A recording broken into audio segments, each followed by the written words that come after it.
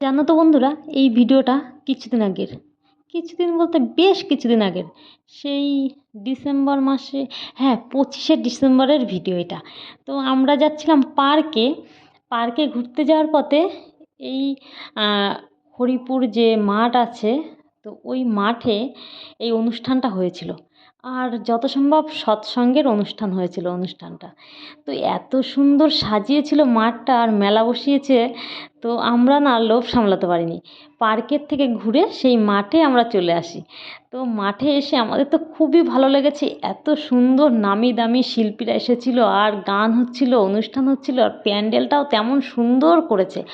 তো সাদা পুরো সাদা মোড়কে পুরো মানে মুড়ে দিয়েছে প্যান্ডেলটা, আর চারিদিকে মনে হচ্ছে যে আমরা একটা রাজবাড়ির মধ্যে প্রবেশ করছি। তো আমার খুব ভালো লেগেছিলো, আর বাইরেটা এত সুন্দর ফুলের কারুকার্য, ফুল দিয়ে সাজিয়েছে, ফুলের আলপনা তৈরি করেছে। তো আমি তো একদম মুগ্ধ হয়ে গেছিলাম, আমার কাছে অসম্ভব সুন্দর লেগেছিলো এই প্যান্ডেলটা।